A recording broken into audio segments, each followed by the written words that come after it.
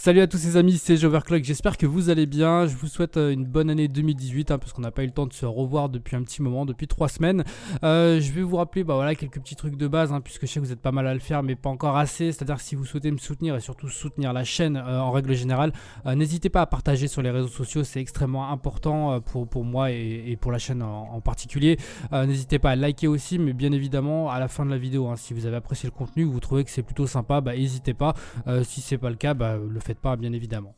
Allez, on se retrouve donc pour le test et la présentation d'un dock pour nos unités de stockage de chez Inatech. Donc je crois que c'est le FD 2002C si je vous dis pas de bêtises. C'est quelque chose que je vous parle assez souvent parce que c'est du matériel que je trouve intéressant, notamment si vous faites du dépannage, mais pas uniquement. Parfois ça pourra vous sauver la vie. Ça peut aussi à l'occasion vous servir de disque dur externe en quelque sorte.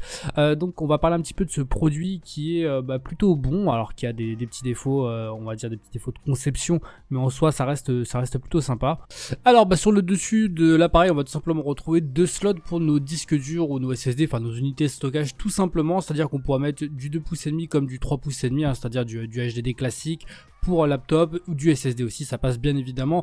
On va retrouver dessus notamment une petite jauge sur la gauche où vous allez pouvoir tout simplement voir si l'appareil est sous tension, si le disque dur A est bien en charge, enfin bien en charge en tout cas, est bien détecté, si le B est bien détecté aussi, et notamment un petit truc qui est plutôt sympa, c'est un système de clonage automatique.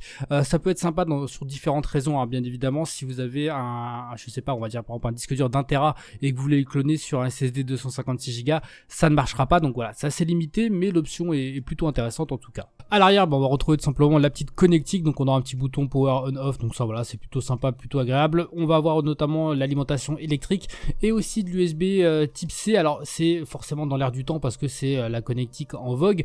Malheureusement, parfois il va falloir que vous l'ayez à disposition et c'est pas forcément le cas sur toutes les cartes mères par exemple ou sur toutes les façades de boîtier. Alors sur le dessous de l'appareil, pas grand chose à dire, on va avoir 4 petits patins qui vont venir le stabiliser. On va avoir notamment la marque et le nom du produit ainsi que voilà l'USB 3.0 type C en SATA 6 Go, donc c'est plutôt cool.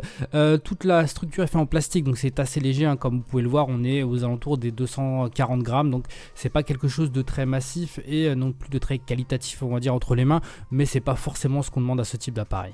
Alors pour parler grossièrement du fonctionnement, tout simplement vous raccordez l'alimentation et l'USB type C, vous allez avoir la petite LED power qui va s'allumer, vous allez y glisser tout simplement vos disques durs, que vous en ayez un ou deux suivant ce que vous avez à faire dessus. Nous on en mettra deux et on va se retrouver tout de suite sur Windows pour voir un petit peu à quoi ça correspond et justement ce que ça peut apporter ce type d'appareil. Allez, comme je vous l'ai dit, on va voir un petit peu à quoi ça sert. Tout simplement lorsque vous allez lancer le petit dock HDD, vous allez avoir le ou les disques durs. Donc moi en l'occurrence c'est le E et le F, ça nous permet d'avoir une visibilité dessus. Donc là ils sont formatés, il n'y a rien à l'intérieur, mais ça se pourrait très bien que vous ayez par exemple des photos etc. Par exemple un PC qui marche plus, vous récupérez le disque dur pour récupérer tout simplement les dossiers importants où vous avez par exemple vos photos tout simplement de vacances. Pour tester un petit peu le système de clonage de chez Inatech, on va tout simplement aller chercher un petit jeu qu'on va mettre dessus pour le cloner directement, puisque c'est des disques durs qui font la même taille, on n'aura pas trop de soucis de ce côté là, donc on va aller chercher tout et n'importe quoi. On va aller prendre Days par exemple, hop, on va le copier, on va retourner directement dessus et on va aller le mettre donc dans le E1 puisque c'est le premier. On va glisser ça à l'intérieur. Je vais vous passer forcément les grands moments où on est en train de copier le jeu sur le truc, mais on se retrouve directement après. Allez, on va donc se retrouver puisqu'on a directement mis le dossier qui se trouve dans le disque dur E, donc de Days, un jeu qui fait 15 Go, voilà, c'était vraiment pour se faire un petit ordre d'idée. On va tester tout de suite le système de clonage qui est fourni directement avec le dock. Alors j'ai essayé tout à l'heure, mais apparemment voilà, il faut débrancher tout port USB, donc en offline. On va le faire tout de suite et puis on va voir comment ça rend et le temps que ça met aussi. Alors la procédure de clonage elle est assez simple en fait, vous allez devoir maintenir le bouton clone pendant 3 secondes pour lancer la procédure, ensuite vous rappuyez une 4e fois dessus et vous allez avoir la LED de 25% qui va commencer à clignoter. Ça veut dire que le processus est en cours. À partir de là il va falloir attendre un petit moment parce que c'est assez long en fait, très clairement. Après voilà, ça vient aussi très certainement des disques durs qui sont pas les plus performants, mais quoi qu'il en soit ça sera extrêmement plus long que sur PC. L'avantage c'est que si vous avez 2 disques durs à cloner de la même taille par exemple, si vous savez que ça rentre parfaitement, vous n'avez pas besoin d'avoir de PC, il suffit simplement de le brancher sur une prise électrique et que ça fonctionne.